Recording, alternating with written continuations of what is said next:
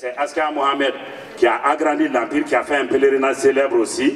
Et c'est pour cela le tombeau des Askia est sacré, même s'il vient d'être profané. Bon, je passe vite sur Tombouctou parce que il y avait des universités qui se sont développées sans Corée et les arabo-musulmans quittaient la Perse, l'Iran actuel, l'Arabie Saoudite pour venir apprendre à Tombouctou. Alors donc chacun a fait pour développer, tout fait pour développer Tombouctou. Mais je vais vite, cet empire Sonraï qui a marqué l'histoire du Mali. Hélas, l'histoire n'est pas seulement agréable, il y a des apogées, il y a des côtés positifs, des côtés négatifs. Alors, nos voisins, ou plutôt co-légionnaires marocains, le roi du Maroc a pensé qu'à Tombouctou, il y avait beaucoup d'or. Mais aussi, je pense qu'il voulait, le pacha, il voulait contrôler Tombouctou. Donc, ils ont formé en 1590 une expédition pour aller prendre, pour s'emparer de l'Empire Sonraï, qui était célèbre.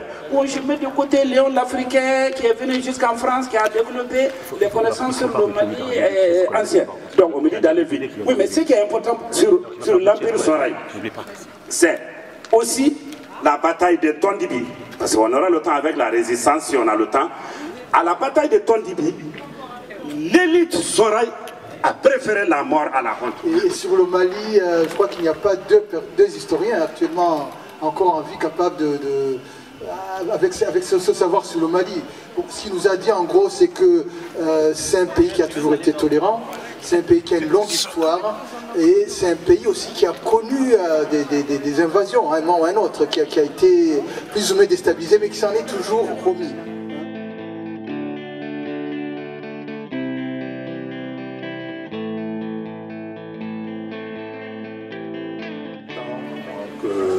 Les acteurs de la crise et en essayant aussi de faire ressortir les enjeux cachés de cette crise-là. Bon, aujourd'hui nous en sommes au Mali à la 4e rébellion. Il y a eu 4 rébellions depuis l'indépendance, mais pour comprendre vraiment cette série de rébellions, il est important de déconstruire un certain nombre de mythes, de contre-vérités historiques qui ont la plupart du temps été forgées pour les besoins de la cause ici même en Occident et dont on a été souvent victime, nous Maliens, les Touaregs et aujourd'hui une bonne partie aussi des Européens eux-mêmes, parce qu'on a fabriqué, vous le savez, le mythe de l'homme bleu du désert, cet homme fier, élégant, etc., qui était dans un espace libre et qu'on est brutalement venu soumettre lors des indépendances, ce qui est une construction tout à fait idyllique. Donc il y a des contre-vérités qu'on a construites là-dessus. D'abord, en essayant de faire croire que les Touaregs étaient les premiers habitants de cette zone, ce qui est totalement faux. Aussi en essayant de faire croire que comme s'il y avait un État Touareg, l'histoire de cette zone n'a jamais connu d'État Touareg. Et aussi, même si on prend le nom Azawad, dont on parle aujourd'hui, ce nom Azawad, l'Azawad c'est une région qui fait à peu près 80 km autour de Tombouctou et qui est essentiellement habitée par des Arabes et pas par des Touaregs. Bon, quelques chiffres aussi qu'on va donner pour permettre un peu de comprendre tout ce qui se déroule autour, c'est que les populations Touareg d'une manière générale constituent à peine 2% de l'ensemble des populations qui vivent dans cette zone-là. Ils sont environ 500 000 au Mali et un peu plus de 850 000 au Niger. Donc la grande majorité des Touaregs ne vivent pas au Mali, mais au Niger. On en trouve un peu dans les États voisins, en Algérie, en Mauritanie, au Burkina Faso, et même aujourd'hui, si on poursuit plus loin, on les retrouve jusqu'en Côte d'Ivoire, au Sénégal, et un peu partout dans toutes les régions du Mali. Donc, en ce qui concerne les rébellions, je disais donc qu'il y en a eu 4. La première rébellion date des années 62-63. Et là, il y a un texte indicatif là-dessus. C'est une conférence qui a été donnée à l'époque par le premier président du Mali indépendant, en la personne de Modibo Keïta, qui campe bien les choses.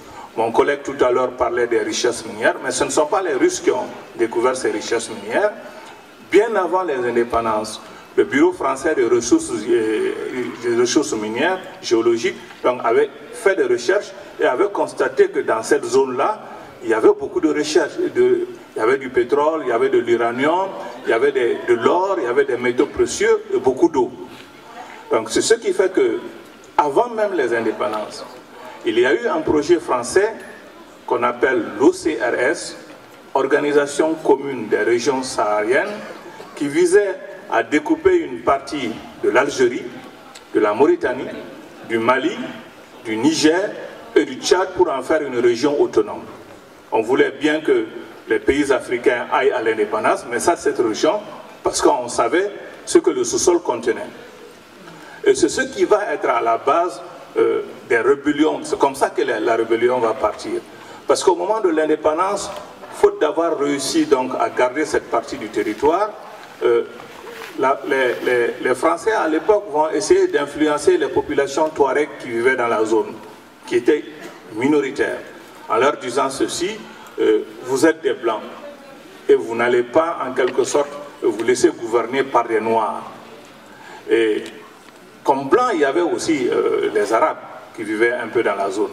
Donc il va y avoir une division des affrontements qui vont être créés entre, d'une part, les populations blanches de la zone et les populations noires de la zone qui étaient majoritaires, et aussi entre les Arabes et les Touaregs. Et ces populations Touaregs, donc ces tribus Touaregs donc, vont être armées au moment de l'indépendance. Et un an et demi plus tard va éclater la première rébellion qui va être matée dans la violence. Donc il y a eu une défaite militaire au niveau de la rébellion Touareg dans les années 63. Et on va passer à une deuxième rébellion pour vous montrer que au fur et à mesure des rébellions, les différentes rébellions vont changer de visage. La deuxième rébellion va se dérouler globalement de 90 à 91 et va se conclure par ce qu'on appelle les accords de Tamanrasset, après donc le renversement de Moussa Traoré. Et ensuite, il y a eu le pacte national qui va être signé pendant la transition. Et plus tard, quand Alpha Oumar Konaré va prendre la succession de la transition, il va y avoir la flamme de la paix, donc qui, en 91, se retrouvait au sommet de l'État.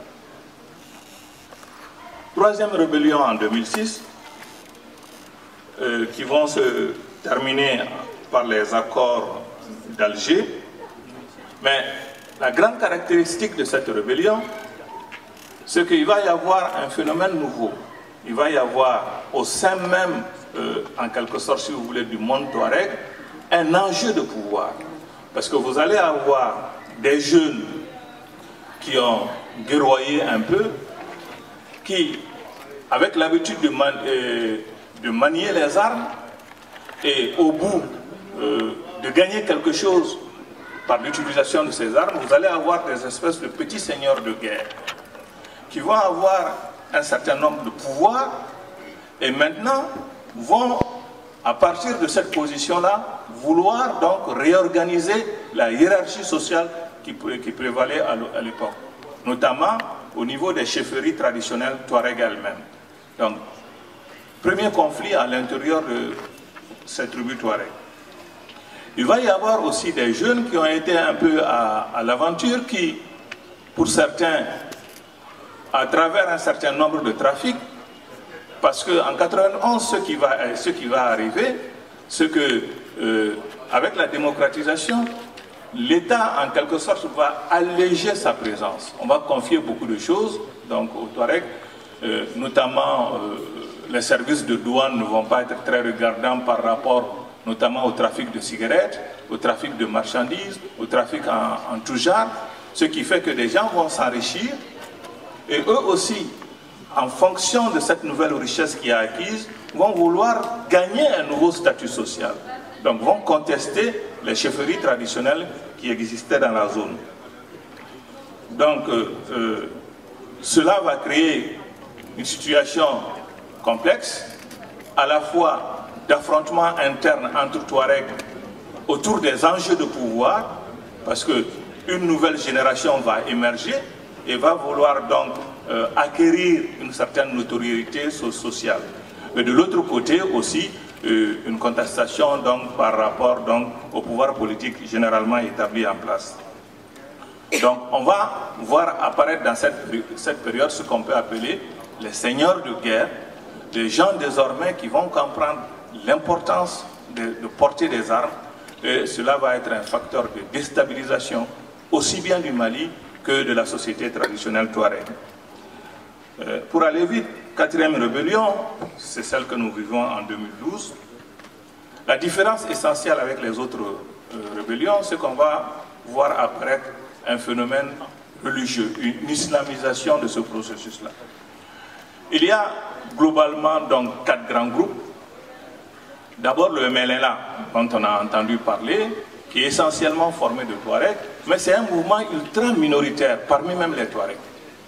La grande majorité des Touaregs ne sont pas pro-MLNA. Ça, c'est une réalité que l'on constate. Au plus, au début, c'était entre 400 et 500 bons hommes. Bon. Et ce MLNA est formé essentiellement de Touaregs qui, pour une certaine part, sont les résidus des rébellions antérieures, mais pour d'autre part, des gens qui s'étaient expatriés en Libye il y a plus de 20-30 ans et qui, à l'occasion de la crise libyenne, avec donc le départ de Kadhafi, sont rentrés au Mali avec armes et bagages. Et malheureusement, il y a eu une faute politique à cette époque. On ne les a pas désarmés, on les a laissés rentrer au Mali armés, de pieds en cap. Par contre, comme il n'y a pas de frontière entre le Mali et la Libye, mais ils sont passés par le Niger pour une part, et l'armée nigérienne les a interceptés, et c'est le Mali qui est intervenu à l'époque de ATT pour dire « laissez-les passer ». Ils sont rentrés en territoire malien avec leurs armes, et on ne les a pas désarmés. Deuxième chose, il y a un certain nombre aussi qui sont passés par l'Algérie armés. Bon, on peut se poser des questions par rapport à l'attitude de l'Algérie, nous reviendrons sur cela plus tard, mais aussi il y a le fait qu'il y avait une compétition en quelque sorte entre l'Algérie et la Libye à l'époque pour le leadership, et c'est ce qui explique un peu le jeu qu'on peut qualifier de trouble de la part de l'Algérie, qui a laissé passer aussi ces Touaregs-là armés à travers le territoire algérien. Ils ont même été escortés jusqu'au Mali. Mais encore, ce qu'il faut dire aussi, c'est que le MLNA, les premières armes qui ont été reçues avant même la Libye, sont venues via la Mauritanie, et de sources concordantes, ces armements-là aussi semblent avoir été livrés par la France. Donc cette quatrième rébellion, donc je disais, il y a le MLNA, mais il y a aussi le mouvement en Sardine, dont le leader Iyad était un ancien consul du Mali en Arabie Saoudite, et qui, dans un premier temps, dans les rébellions antérieures, avait été, parce que dans la tactique aussi de ATT, avait été soutenu par ATT pour contrer d'autres factions au niveau des Touaregs. Ce Iyad-là est allé ensuite au Pakistan. C'est là donc qu'il a reçu une formation islamiste. Et après, il est retourné au Mali et brusquement, on le voit devenir djihadiste. Donc, ils disent, d'accord pour la rébellion, mais c'est tout le Mali qu'il faut transformer, donc la charia doit être la règle. Ça, c'est la position dans Sardine, qui est un groupe essentiellement touareg, basé autour de Kidal.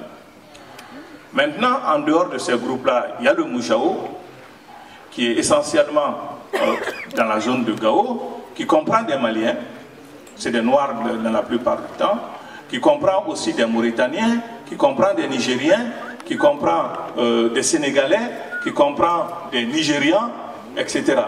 Donc, un groupe, un melting pot, bon, avec des Maliens et des non-Maliens, qui eux aussi, donc, essaient d'entrer dans le djihadisme.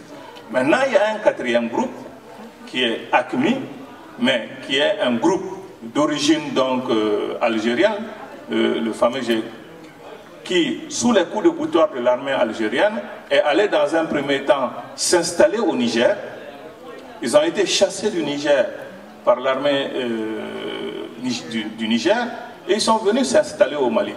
Et là aussi, on les a laissés faire. Et c'est essentiellement composé d'Algériens. Il y a dedans quelques Pakistanais, quelques Afghans, mais la plupart du temps, ce sont des étrangers. Donc voilà un peu ces différents groupes rebelles qui existent dans le Nord, avec bien sûr les contradictions que sont dans un premier temps.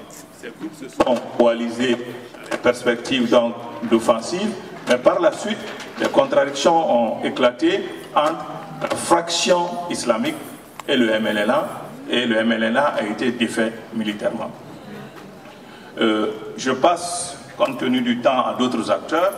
En ce qui concerne maintenant le deuxième groupe d'acteurs. Ok, merci. On peut parler de l'armée malienne. Évidemment, bon, on entend des choses dire que tout le malheur du Mali vient du coup d'État, mais l'armée malienne, c'est aussi l'état de l'armée malienne aujourd'hui et l'expression de la décomposition de l'état malien, d'une manière générale. Parce que les données du problème sont les suivantes. C'est qu'il y a beaucoup de lignes de fracture qui traversent l'armée malienne. Et ça ne date pas d'aujourd'hui. Parce qu'une des tactiques aussi de ATT, c'était justement de diviser l'armée. On se rend compte qu'il y a des lignes de fracture, d'une part, entre les officiers et les hommes de troupes. Et ce sont ces lignes de fracture qui expliquent en réalité le coup d'État qui est intervenu. Parce que c'était une mutinerie plutôt qu'un coup d'État, une rébellion contre des officiers. Mais aussi, il y a des lignes de fracture internes aussi entre officiers. Si l'on prend, essaie non seulement dans les différents corps, mais à l'intérieur de chaque corps. Parce que c'est une armée dotée en officiers en un très grand nombre. Certains parlent même de 70 généraux. Il y a, si on prend le corps des bataillons, il y a à peu près 100 commandants, 100 chefs de bataillon, 100 chefs de bataillon pour un seul bataillon. C'est pour vous dire donc le fait qu'il y a la trop dominance des officiers par rapport aux hommes de troupes, et ensuite donc le manque de professionnalisme. Ceci s'explique par l'effet de courtisanerie qui donnait lieu à la promotion des injustices internes dans l'armée, qui explique aujourd'hui que vraiment l'armée a implosé donc avec la rébellion. Parce que qu'est-ce qui s'est passé? C'est difficile à expliquer.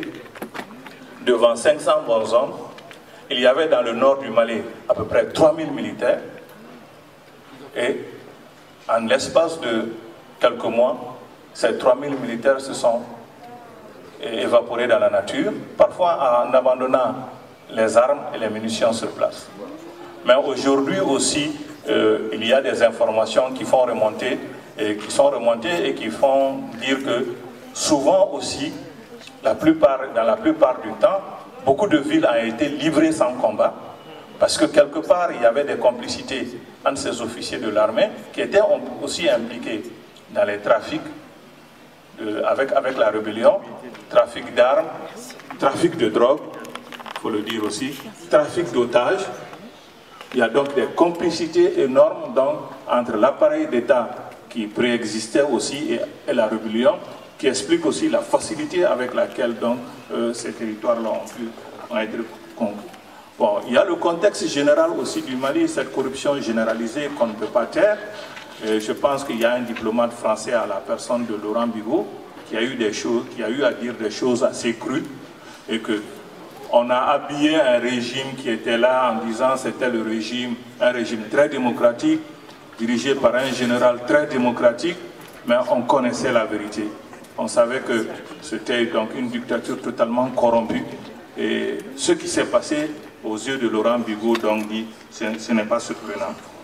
Donc, aujourd'hui, il y a cette situation en héritage qui fait qu'à l'intérieur même de l'armée, il y a des luttes féroces pour le pouvoir. On ne peut pas avoir de certitude par rapport à l'armée elle-même. Elle est traversée de courants divers. Il y a des il y a des enjeux de lutte interne, il y a des intérêts qui sont en jeu, tout peut arriver. Moi, ça ne m'étonnerait pas que tout puisse exploser un jour. Donc, on a cette situation donc, au niveau de l'armée qui peut faire craindre le pire. Et la situation s'aggrave avec le troisième corps d'acteurs dans le conflit, avec le politique aussi. Et on ne peut pas comprendre la confusion politique aujourd'hui sans aussi examiner la question de l'effondrement de l'État. Parce que ce qui s'est passé au Mali, c'est l'État qui s'est effondré. Cet État s'est effondré parce que, et sciemment, parce que quelque part, bon, peut-être, on a dit à un mois des coups d'État, mais tous ceux qui vivaient au Mali s'attendaient plus ou moins à ce coup de force-là, parce que les élections, de toutes les façons, n'auront pas eu lieu. Parce que rien n'avait été préparé, et sciemment. Les listes électorales n'existaient pas.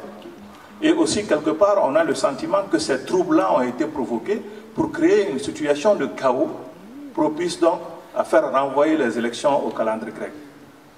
Donc, il y a cette situation de déliquescence, donc de fin de régime, et on a le sentiment aujourd'hui qu'au niveau de la classe politique, l'État est géré par une sorte de coalition d'intérêts qui ne dit pas son nom.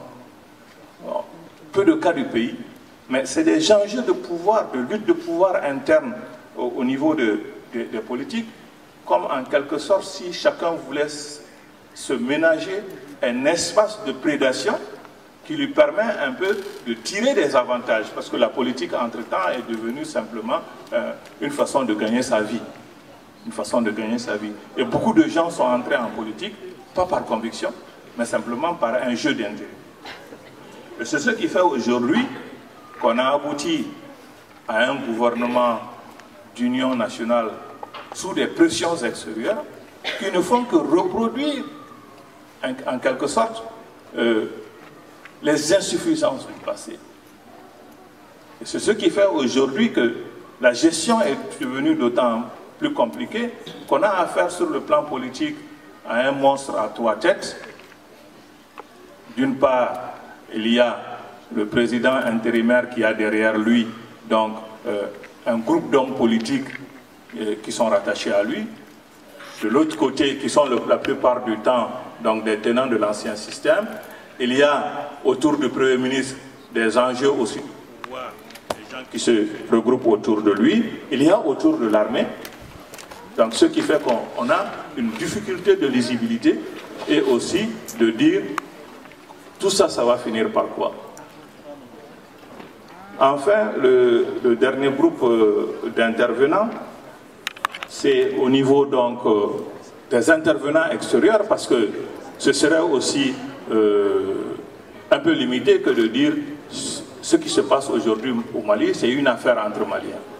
Si c'était une affaire entre Maliens, ça ne serait pas aussi grave qu'à présent, parce qu'il y a en quelque sorte des enjeux autour de ce qui se passe au Mali.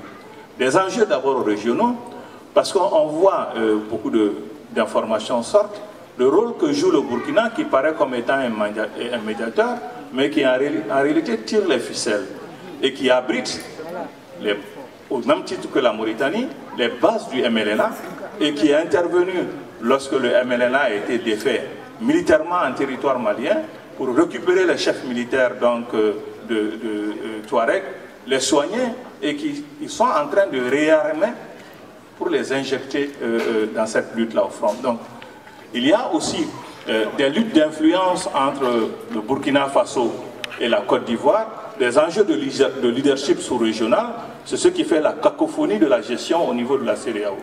Et on se rend compte aussi au niveau de la CEDEAO, donc une sorte de reconduire de statu quo qu'on veut reconduire.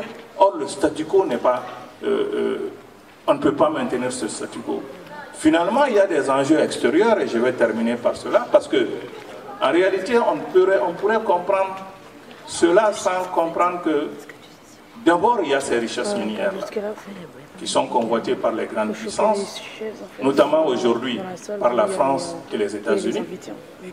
Il y a ce vieux projet d'oléoduc qui est remis à l'ordre du jour, qui va pomper le pétrole du Nigeria, du Niger et du Tchad, qui va le connecter au pétrole malien, au réseau libyen, Et aussi, donc on va récupérer le pétrole sur les rives de la Méditerranée, ce qui va être un gain énorme en coût de transport. Il y a aussi des enjeux militaires, parce que si vous voyez Taoudenit et Tessalit plutôt, Tessalit c'est un plateau surélevé, et de là, on peut surveiller toute la zone. Il y a d'autres enjeux militaires, parce que beaucoup de satellites, surtout militaires, survolent cette zone-là. Ce qui fait que c'est une position géostratégique. Et c'est ce qui explique un peu qu'on est en train de construire un peu des bases militaires dans la sous-région. Il y a des bases militaires de France, États-Unis, en Mauritanie, au Burkina Faso, base française donc au Niger. La France est en train de construire une base militaire en Libye. Il y a des bases militaires tout autour du Mali. Donc le domino malien doit tomber. Il faut y mettre une base. Maintenant, il y a le problème de l'Algérie. Donc ce sont ces enjeux qui posent problème. Mais ce qui est curieux dans tout ça, et qui reste perplexe, c'est le rôle du Qatar et de l'Arabie Saoudite. Parce que ces islamistes dont on parle, et qui sont dénoncés par les Occidentaux, sont aidés financièrement et militairement, essentiellement par le Qatar et l'Arabie Saoudite. En Sardine, le Moujao et même Acme sont aidés donc par le Qatar et l'Arabie Saoudite.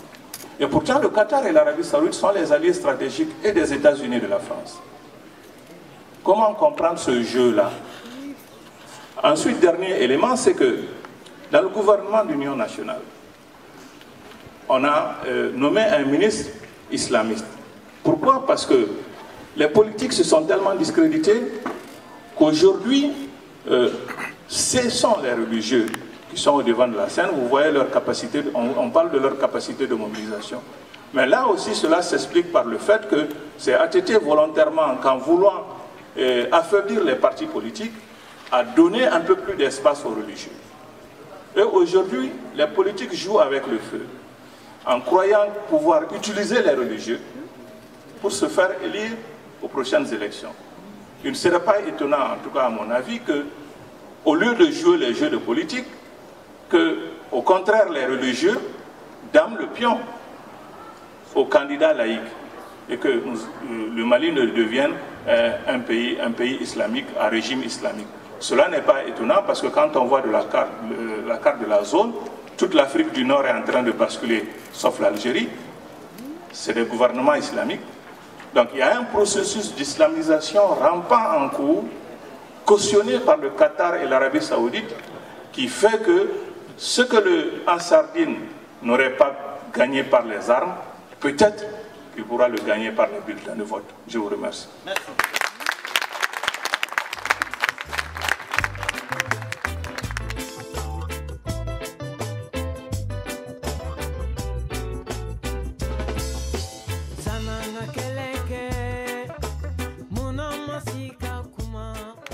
Bonjour à tout le monde, mesdames et messieurs, les organisateurs et les militants de la démocratie. Je vous dois d'abord deux excuses. C'est d'être arrivé en retard et je suis encore plus mal poli. Je dois repartir avec mon ami Zuber Zotbar, que beaucoup parmi vous connaissez, à Montreuil, mais toujours pour la même cause, celle de la paix civile, de la démocratie, de la stabilité au Mali et même plus largement dans la région. Deux, trois mots, parce que moi je suis élu non pas de la circonscription de Seine-Saint-Denis, d'une des circonscriptions de Seine-Saint-Denis, mais de la circonscription des Français de l'étranger. Je m'appelle Pouria Amir Chehi. J'ai vécu longtemps au Saint-Denis dans une vie antérieure, mais je ne crois pas qu'on se connaisse. Et cette circonscription électorale couvre les pays du Maghreb et de l'Afrique de l'Ouest, dont le Mali. Et j'y retourne au mois de novembre. Je ne peux pas être comment dire, à ce stade de vos réflexions, quelconque richesse après ce que je viens d'entendre et que vous allez poursuivre. Je voudrais juste vous dire comment, dans la situation actuelle, peut-être, vous pouvez aussi vous servir de la représentation nationale française pour trouver de nouvelles perspectives de développement et de sortie de crise, pas simplement d'ailleurs au Mali, mais dans une région qui, comme ça a été dit à l'instant par M. Issa Ndiaye, est percutée dans les incertitudes d'un destin et d'une histoire immédiate qui peut faire basculer d'un côté ou de l'autre, d'ailleurs, les deux rives de la Méditerranée. On a en Europe une situation de crise avec des montées de nationalisme, et on a des tentatives de repli identitaire, ça a été dit à l'instant, dans d'autres zones de l'autre côté de la Méditerranée.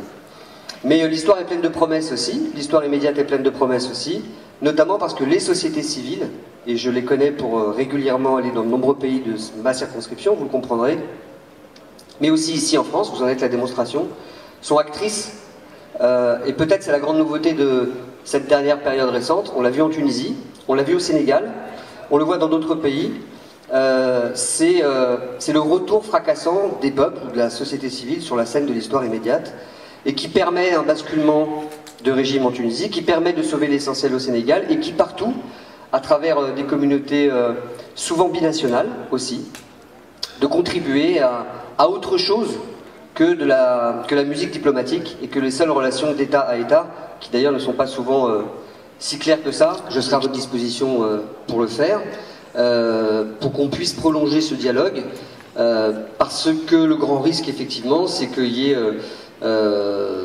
la confiscation d'un pouvoir de manière durable,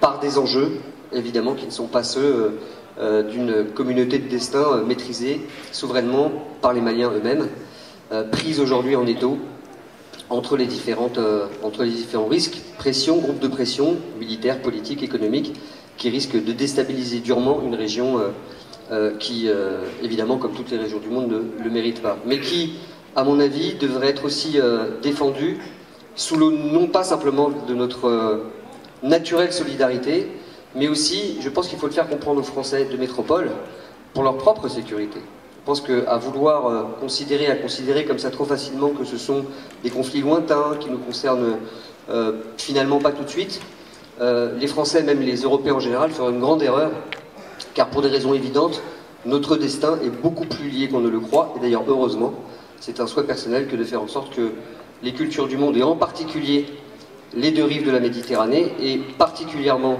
l'Europe et le continent africain, soient en capacité de construire dans les décennies qui viennent, et je pense que c'est possible, une autre perspective que celle de ces tentations de recul auxquelles on semble parfois assister. Voilà, c'est juste un message d'abord de soutien, de solidarité. Je redirai sans doute la même chose tout à l'heure à Montreuil, peut-être certains d'entre vous iraient aussi, et vous dire que si on s'appuie beaucoup plus sur les sociétés civiles, si on est en capacité de mettre aussi sur le devant de la scène celles et ceux qui sont acteurs du développement directement, parce qu'ils sont concernés en tant qu'acteurs citoyens, on peut aussi faire en sorte que la politique étrangère, les relations internationales changent pour sortir des seules contritions diplomatiques pour peut-être offrir d'autres perspectives. En plus, de toute façon, je pense que c'est nécessaire, c'est souhaitable.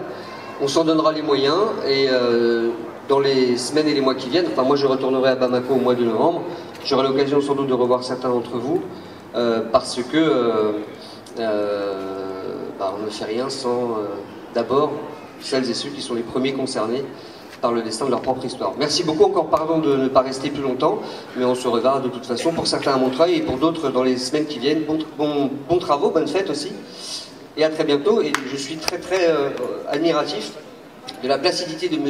Issa Ndiaye, qui est censé venir avec moi à Montreuil pour le même débat, mais qui a l'air d'être tout à fait calme. Moi qui déteste arriver en retard, je suis déjà en panique. Bon, je vous laisse un très bon débat.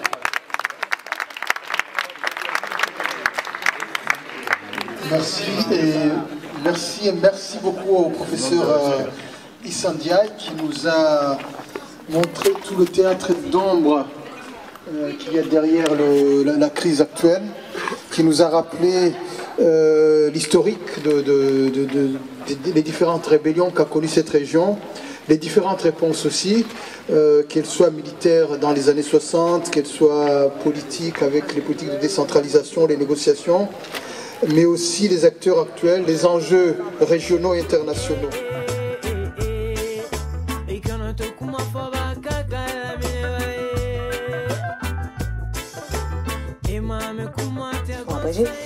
est une association sous la juridiction française, bien sûr, mais c'est une association franco-malienne à but non lucratif qui ne bénéficie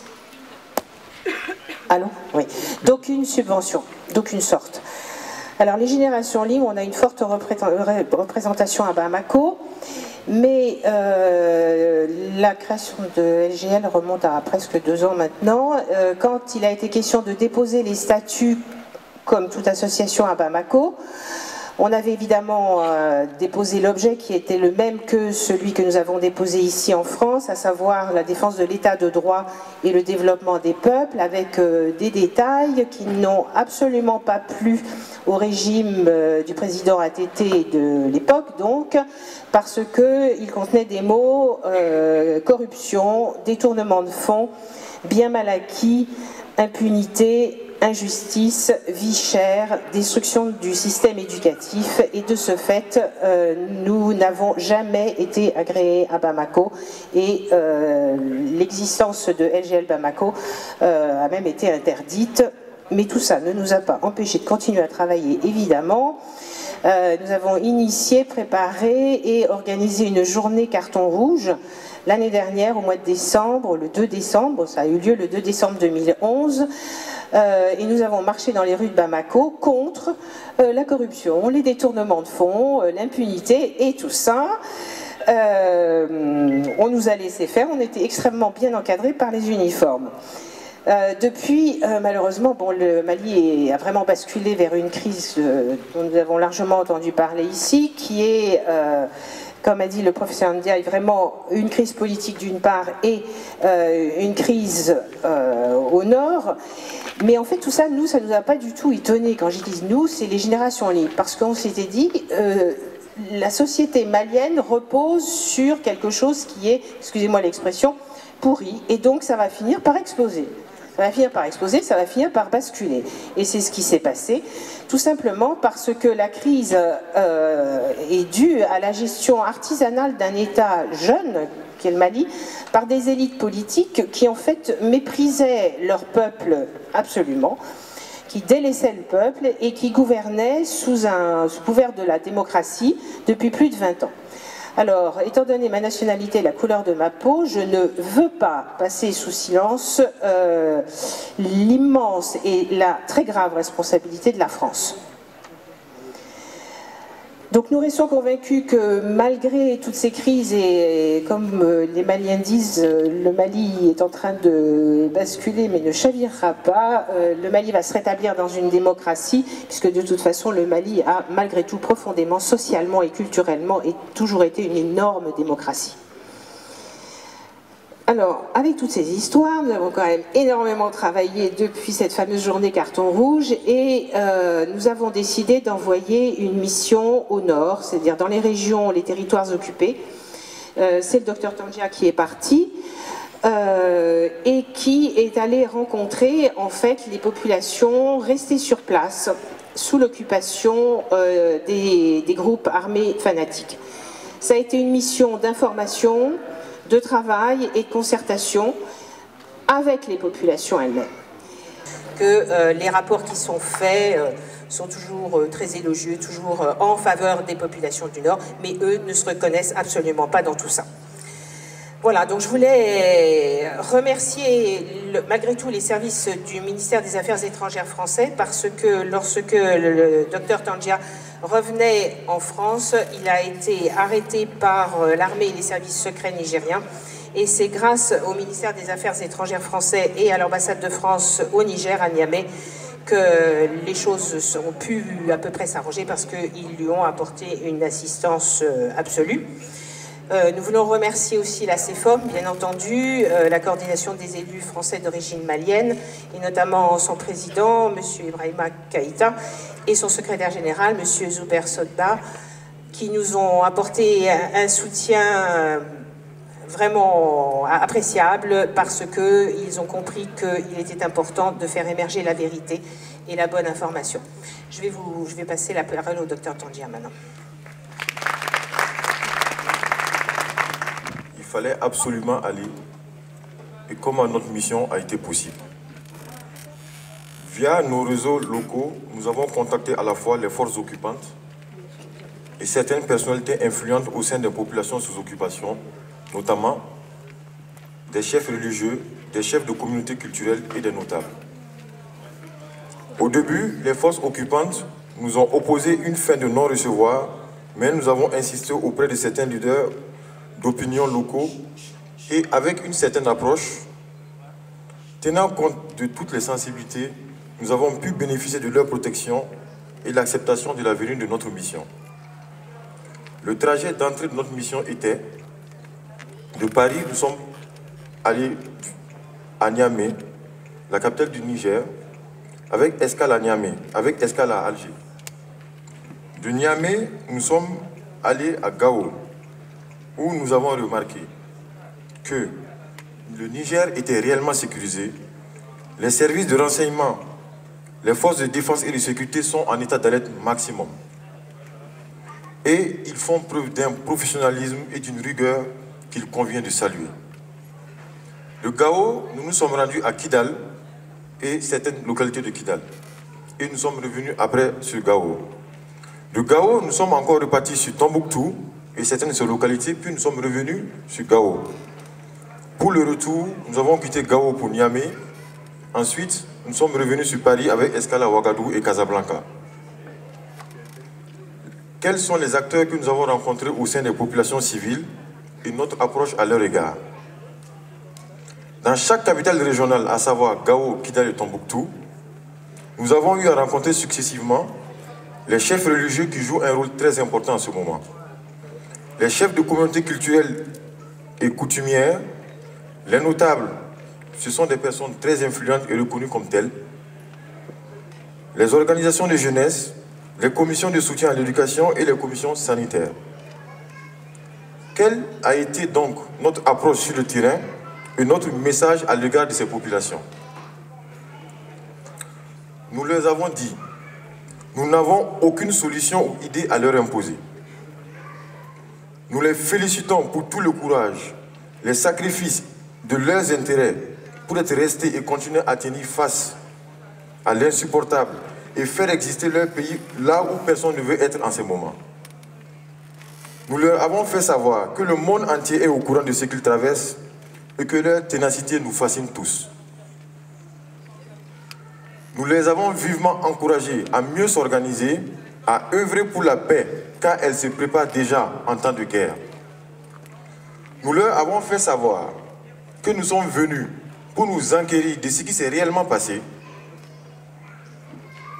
comment ça s'est passé, comment est-ce qu'ils vivent cette situation, quel est leur avis et qu'est-ce qu'ils souhaitent eux-mêmes de ce qui se passe actuellement au Mali. Là, je vous livre leur récit, leur avis sur ces différentes questions. D'abord, nous avons été surpris de leur si bonne connaissance de la géopolitique et il en ressort que tout a commencé à partir de 2005 avec l'arrivée massive au nord du Mali de ressortissants afghans, pakistanais, des ressortissants des pays du Golfe, du Maghreb, qui ont commencé à s'implanter, à faire du commerce, à se marier localement, à faire de la prédication religieuse et à recruter. Il y avait, et il continue d'y avoir, une grosse économie souterraine sur laquelle reposent toutes ces activités. Aussi bien des fonctionnaires, des notables et des responsables d'organisations maliennes au nord n'ont pas cessé d'informer régulièrement les plus hautes autorités de l'État du Mali sur ces différentes questions et ces mouvements de population étrangère qui arrivent au nord. Au même moment, l'État malien avait commencé à céder des licences de recherche de pétrole et de gaz dans ces mêmes localités, sans jamais se préoccuper des nécessités de sécurité et de prétention et de préparation d'une telle décision. De nombreux enlèvements de ressortissants occidentaux se déroulaient désormais dans la région du Sahel, avec pour point de dénouement le Mali. La situation de guerre et d'occupation actuelle au nord du Mali a, selon l'analyse et le vécu des populations, 3 foyers d'origine et la condition de faisabilité que je viens de décrire. Le premier foyer d'origine, c'est la guerre de Libye, où le Mali, je dirais à tort, a été le seul pays à soutenir le régime de Kadhafi jusqu'au bout. la population du Mali a organisé de nombreuses manifestations géantes de soutien à Kadhafi sans jamais être empêchée par l'État qui a aussi soutenu Kadhafi contrairement à d'autres. Le Mali devrait donc récolter les conséquences. En plus de sa tribu, Kadhafi était essentiellement protégé par de nombreux mercenaires touaregs venus du Mali, du Tchad, de l'Algérie, de la Mauritanie et du Niger. Les mercenaires touaregs maliens de Kadhafi n'ont eu aucune proposition de lâcher Kadhafi de la part de Bamako. Des promesses de soutien de la création de l'État de l'Azawad leur ont donc été faites pour faciliter la chute de Kadhafi.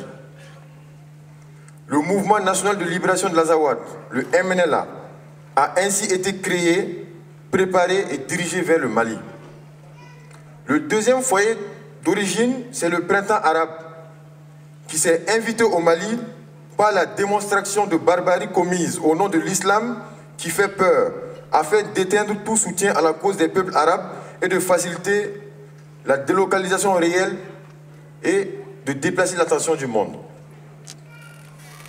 Le troisième foyer d'origine de la crise que traverse le Mali aujourd'hui, c'est le régime de l'ex-président renversé au Mali, M. Amadou Toumani Touré alias ATT.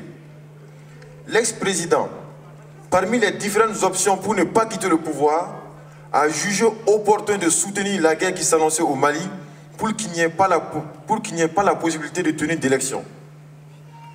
Le commandement militaire a ainsi été saboté et les conséquences ont dépassé les calculs initiaux de l'ex-président. Le MNLA a bénéficié de soutien extérieur conséquent sous le couvert de la lutte contre le terrorisme et évoqué la nécessité de libération des populations du nord des mains de l'État malien pour justifier la déstabilisation et l'assaut contre les villes et régions du nord du Mali.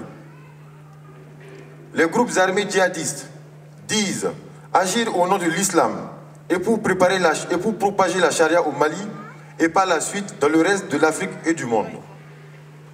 La coalition de groupes armés, à savoir, d'une part, les ex-mercenaires de Kadhafi que sont le MNLA et d'autre part, les groupes fanatiques sous la houlette de Al-Qaïda, notamment en Sardine, le Moujao et Al-Qaïda au Maghreb islamique, se sont alliés pour lancer l'attaque sur les villes et régions de Gao, Kidal et Tombouctou. D'abord, la coalition de groupes armés a constitué d'abord en réfugiés, leurs familles, leurs proches dans des camps ouverts au Burkina Faso et en Mauritanie. Ensuite, en fin décembre 2011, une poignée de jeunes Touaregs a été envoyée au devant de la scène. Ils ont organisé une marche à Ménaka et à Kidal et scandaient à bas le Mali, vive l'Azawad, l'Azawad c'est pour nous. Les groupes armés sont entrés en action proprement dit le 17 janvier 2012. La ville de Ménaka est tombée ce jour même. L'armée malienne s'est vaillamment battue, sans aucun renfort, ni commandement cohérent, jusqu'à épuisement de leurs moyens et de leurs personnes. Exactement une semaine plus tard, le 24 janvier 2012, la célèbre ville d'Aguelok est tombée. L'armée malienne s'est encore vaillamment battue, sans aucun renfort, ni commandement cohérent, jusqu'à épuisement de leurs moyens et de leurs personnes. Lors de cette bataille, il y a eu des atrocités et des crimes de guerre commises contre un groupe de jeunes soldats qui s'est égaré lors des combats. Ils ont été arrêtés, ligotés, exécutés de sang-froid par une balle dans la tête pour les soldats de peau noire, et ceux de peau blanche ont été décapités ou éventrés par les groupes armés et le MNLA. Des photos ont été montées de toutes pièces par ceux qui voulaient profiter de la situation pour ne pas organiser des élections. Ces photos ont été amplifiées, maquillées et largement diffusées au Mali pour démoraliser les forces armées, s'aimer la terreur et pousser la population à des exactions contre leurs compatriotes Touaregs. Les défections et la trahison commencèrent au sein des forces armées maliennes. Bamako parlait de repli stratégique. Le 13 mars 2012, le prestigieux camp d'Amachache à Tessalit est tombé. Ce fut la panique au sommet de l'État du Mali. Dans la nuit du 21 au 22 mars, un coup d'État militaire renverse le président ATT. la haute hiérarchie militaire, extrêmement corrompue, affairiste, composée d'amis du président déchu, était plutôt préoccupée par son propre sort et a refusé de continuer le combat. Le 30 mars, la ville de Kidal tombe à 9 h. Le même jour, à 17 h, ce fut le cas pour les villes de Bourem et Ansongo. Le 31 mars, la première région militaire du Mali, la ville de Gao, tombe. Le 1er avril, c'est la prise de Tombouctou. Et le même jour, la ville de Douanza dans la région de Mopti. Il n'existait donc aucun dispositif de défense réel. Et l'armée malienne a laissé derrière elle plus de 60% de son matériel de guerre. Les groupes armés, avant et pendant les hostilités, ont largement bénéficié de soutien et de renseignements militaires précieux. Notamment, on leur fournissait en direct sur des zones de radio les positions de l'armée malienne, le moral des troupes, les décisions militaires au sein de l'armée malienne, la description du contexte politique à Bamako qui leur était favorable, les stratégies militaires nécessaires. Ainsi furent occupés les 2/3 du territoire malien avec toute sa population en otage. Ces territoires équivalent à l'addition de la superficie de la France, de l'Allemagne et de la Suisse. Quelle était l'attitude des populations livrées à elles-mêmes à chaque défection de l'armée et de l'administration? Voilà ce que nous avons constaté et ce qu'on nous a dit sur place. Elles ont assisté leur armée, ces populations, contrairement à ce qu'on dit. Certains ont caché les militaires chez eux pour les aider à s'enfuir. Certains ont livré des cartes d'étudiants aux militaires pour les permettre de se replier. Certains ont guidé des unités entières lors de leur repli lorsqu'elles étaient encerclées par les groupes armés. Les populations étaient convaincues qu'il allait y avoir un massacre et génocide à l'arrivée des groupes armés, car l'objectif était surtout de s'aimer la terreur pour faire fuir ces populations afin pour certains, d'avoir de nouvelles terres pour le djihad international et pour d'autres, la création d'un nouvel État avec l'exploitation de gigantesques ressources. Il faut aussi noter que l'armée malienne s'appuyait essentiellement sur dans ces zones sur des milices tribales, à savoir les milices arabes, les milices touareg et les milices soraï. Ayant constaté la déliquescence de l'armée, à chaque fois que les populations envoyaient des milices locales rencontraient les groupes armés avant leur entrée dans les villes pour négocier leur reddition afin de préserver leur population et leurs biens. C'est grâce à ce génie des populations du Nord que le Mali n'a pas connu un génocide similaire à celui du Rwanda en 1994. Je ne sais pas si je me suis fait bien comprendre. Lorsque l'armée a fui et que l'administration est partie, les populations sont restées d'elles-mêmes. À chaque fois que les groupes armés entraient avec pour objectif de faire un génocide, les populations envoyaient les milices locales négocier leur reddition pour se préserver et préserver leurs biens. Sinon, c'était un génocide qui était préparé pour que les populations s'enfuient et pour exploiter les richesses qui étaient sur place. Qu'est-ce qui s'est passé lors de la prise des villes et des régions? À la prise de chaque localité, les groupes combattants étaient en Sardine, Moujao, Akmi. Le MLA n'entrait toujours jamais et n'entrait que par la suite derrière les groupes islamiques. Les groupes armés combattants se livraient systématiquement au pillage de tous les bars, boîtes de nuit, ainsi que tous les réseaux bancaires, notamment la BDM SA, la BIM, la BMS, l'Ecobank, la Banque Atlantique et la BNDA. Le MLA et ses alliés djihadistes proclament la République islamique de l'Azawad avec la charia comme constitution.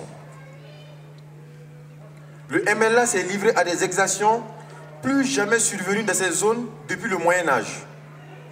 Les populations civiles ont assisté impuissantes aux exactions de la part des hommes et du commandement du MLA. Notamment, il y a eu le pillage systématique de tous les biens acquis il y a plus d'un demi-siècle. Les chrétiens étaient pourchassés, persécutés, forcés à l'exil ou tout simplement abattus de sang-froid. Jusqu'à la fin de notre mission, il n'existait encore aucun chrétien connu dans les villes et régions de Tombouctou, Gao et Kidal. il n'y a pas eu un seul service public, parapublic ou privé qui ont été épargnés. Des magasins de stock alimentaires gouvernementaux et paragouvernementaux, il n'en reste plus que des murs. Tous les biens et services sociaux de base, notamment les centres de santé, les hôpitaux et écoles ont été saccagés. Le matériel et bâtiments des travaux publics de l'État et des sociétés privées, comme le matériel électoral, a été pillé. Les urnes ont été vendues par le MNLA comme récipient. Toutes les banques et les caisses d'épargne communautaires ont été dynamitées et pillées. Il y a eu destruction de toutes les archives administratives en vue d'effacer les données héritées de la colonisation où l'Azawad ne figurait pas en tant qu'entité politique ou géopolitique. Aucun individu parmi les populations du Nord n'a eu le droit de conserver son véhicule ou son engin à 2 roues. Les enfants sont devenus une cible privilégiée, car ils sont enlevés et formés en enfants soldats. En cas de refus, ils sont systématiquement exécutés.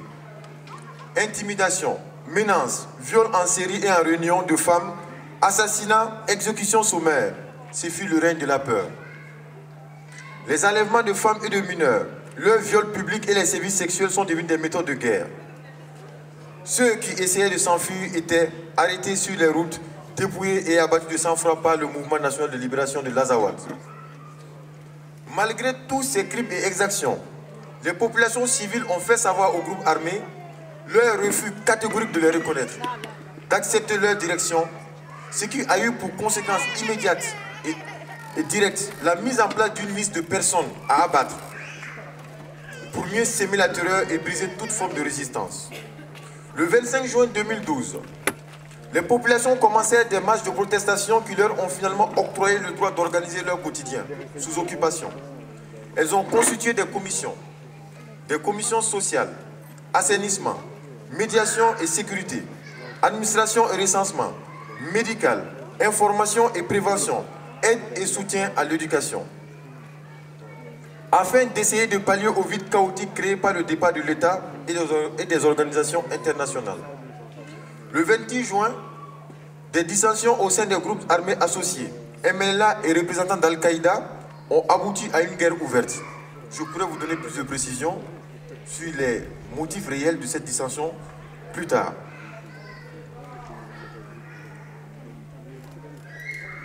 On aboutit donc et il y a eu plusieurs morts au sein du MLA et la désertion du MLA des villes et régions de Tombouctou, Gao et Kidal.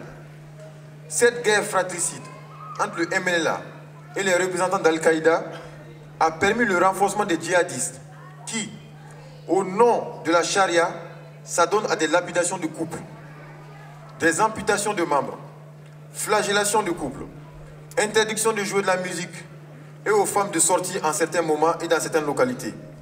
Interdiction de se baigner dans les cours d'eau. Interdiction de toute forme de mixité sociale. Des camps d'entraînement pour l'enrôlement et le lavage de cerveau des enfants de 4 à 17 ans pour en faire des enfants soldats et surtout des bombes humaines sont ouvertes, tenues et entretenues. La liste est non exhaustive. Les enfants sont ainsi entraînés et formés pour tuer et mourir au nom de Dieu afin d'entrer au paradis. C'est ainsi que nous avons pu constater au cours de notre mission que dans leur convoi, des enfants lourdement armés pleuraient à chaudes larmes parce qu'ils n'ont pas eu la chance de mourir au combat cette fois-ci lorsqu'ils sortent. Ou des enfants se disputant férocement pour faire partie des premiers à attaquer en cas de conflit. Quel est donc le positionnement et l'organisation des forces occupantes? Le MLA a été chassé par ses alliés et a perdu toutes ses positions.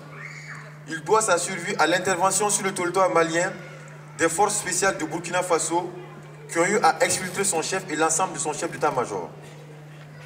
La région de Kidal est tenue par Ansardine, qui est commandé par Yak Agali, ancien diplomate malien. La région de Tombouctou est tenue par Al-Qaïda au Maghreb islamique. La région de Gao est tenue par le Moujao, qui est le mouvement pour l'unicité et le djihad en Afrique de l'Ouest. Et également dans cette même région, nous retrouvons le Boko Haram du Nigeria et les Shebabs de Somalie. le cercle de Douanza, dans la région de Mopti, est tenu par le Mouchao. Toutes ces forces djihadistes sont commanditées et commandées par Ansar-Dine, car elles se considèrent comme étrangères et uniquement venues pour soutenir Yad dans le djihad dans son pays. Lorsqu'elles reçoivent une rançon, les forces djihadistes nous ont indiqué dans le commissariat islamique de Gao qu'elles partageaient en 3 parties les rançons qu'elles recevaient. Le premier tiers est équitablement reparti entre tous les hommes sans distinction de rang. Le second tiers servait à leur fonctionnement interne et à faire des œuvres caritatives pour recruter davantage. Le troisième tiers, ou la dernière partie, est mis à la disposition pour alimenter les caisses du djihad international. C'est-à-dire, n'importe quel jeune, dans n'importe quel point du monde, pouvant prendre contact avec ces gens, les téléphones, jure 3 fois sur le Coran, on l'envoie de l'argent par Western Union ou par n'importe quelle manière et il se fait sauter n'importe où. Dans les régions nord du Mali, il y a de grosses pointures et certains hommes les plus recherchés du monde que nous avons pu apercevoir.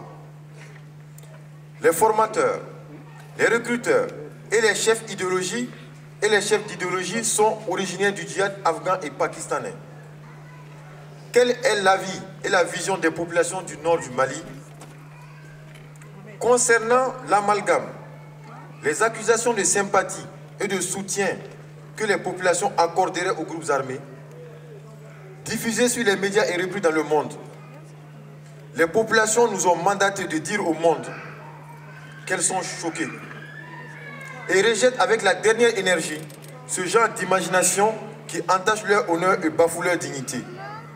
Je pourrais vous donner plus tard des cas concrets où ils ont été accusés à tort alors qu'ils essayaient de poser des actes de bravoure et de résistance.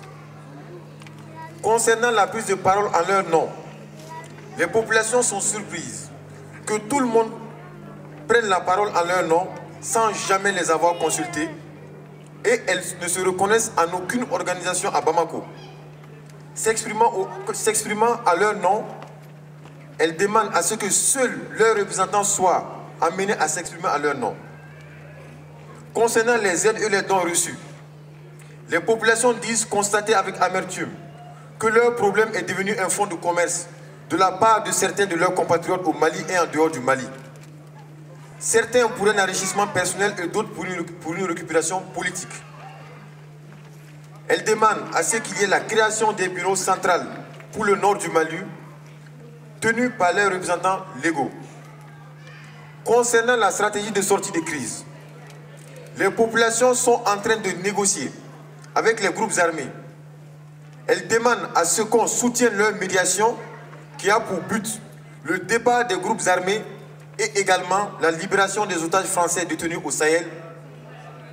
Les populations des régions du Nord rejettent toute forme de médiation nationale ou internationale pour le Nord et qui ne soit pas initiée et pilotée par elles-mêmes.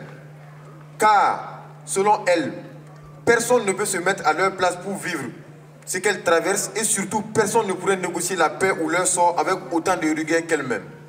Elles n'ont plus confiance en qui que ce soit. Concernant l'option militaire, à l'unanimité absolue, et partout dans les villes, villages et régions de Tombouctou, Gao et Kidal, les populations sont totalement opposées à toute forme d'intervention militaire ou de résolution du conflit dont elles sont au centre par un quelconque recours à la force à ce stade. Je dis bien à ce stade. Les exemples encore d'actualité ne manquent pas.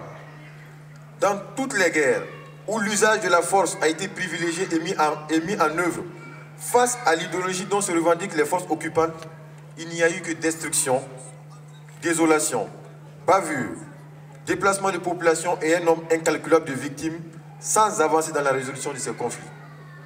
Donc, aucun bénéfice, mais bien au contraire. Toute guerre à ce stade ne ferait qu'étendre le conflit et embraser de nombreux autres pays de la région. Concernant la médiation du Burkina Faso, les populations la dénoncent et la rejettent. Elles appellent l'opinion nationale et internationale au discernement et à mieux examiner les pratiques du médiateur de la CEDEAO. D'abord, c'est le médiateur de la CEDEAO, à savoir M. Blaise Compaoré, qui a reconnu la junte et ainsi faciliter le coup d'État, ce qui a précipité les institutions du Mali dans une crise profonde qu'elle continue de traverser. Ensuite, il est libérateur d'otages en se mettant en scène avec des groupes djihadistes lors de certaines libérations. Puis, il participe au combat entre groupes armés au nord du Mali en exfiltrant le chef et les principaux membres de l'état-major du MNLA. Encore, le très sérieux journal Jeune Afrique publie le 5 septembre dernier ceci. Les services de renseignement français affirment que des armes auraient été récemment livrées via le Burkina Faso au mouvement pour l'unicité et le djihad en Afrique de l'Ouest. Il n'y a eu à ce jour aucun démenti de Paris. Et nous savons que le Moujaou ne peut pas commander des armes. Il faut un État officiel, avec des comptes officiels pour pouvoir commander des armes. Les armes ne pouvaient pas que passer, mais devraient d'abord être commandées. Enfin, tout en étant l'un des hébergeurs et sponsors de ces groupes armés, il prône la venue des troupes de la CEDEAO au Mali pour soi-disant lutter contre ces mêmes groupes. Quels sont donc les objectifs de ce médiateur? À quel type de jeu sommes-nous en train de jouer? En conclusion, pour toutes nos prises de position, nous devrons être guidés par la recherche du bon renseignement et de la bonne information. Il y a 1 500 000 civils maliens et 6 Français en otage dans le Sahel. Des intermédiaires politiques voulant se maintenir coûte que coûte au pouvoir en font un fonds de commerce. Les Maliennes et les Maliens n'ont jamais subi une humiliation aussi profonde. Pour la France et aux côtés de la France, pendant la Première Guerre mondiale, la Deuxième Guerre mondiale, la guerre d'Indochine, je me demande quel était le degré de fierté que ressentaient nos grands-pères à honorer la France. Et je me demande aussi ce que ressentent les Françaises et les Français pour le Mali en ces moments où nos fondements et l'existence de notre patrie sont définitivement remis en cause. Ne dit-on pas que là où l'action militaire est contre-indiquée et que la diplomatie s'avère insuffisante, alors l'intelligence s'impose. Ici, à cet instant précis, devant vous tous, nous affirmons haut et fort que les otages français peuvent être libérés tous, sains et saufs, sous 60 jours et avec le nord du Mali. Dans la recherche d'une solution négociée, les populations acceptent de partager leurs richesses avec l'Occident pourvu qu'on épargne leur vie. C'est le message qu'ils m'ont demandé de vous délivrer. On vous demande donc d'aider ces populations, de soutenir leur médiation, de soutenir la liberté, la dignité humaine, la protection de l'enfance et de la jeunesse, le droit et l'émancipation des femmes, la réinsertion des populations chrétiennes au nord du Mali. Je vous remercie pour votre attention. Merci beaucoup. Merci beaucoup pour ce témoignage qui nous rappelle la cruauté dans laquelle vivent les populations du nord du Mali, mais aussi leur courage et la nécessité de voir clair dans ce conflit-là pour pouvoir agir juste.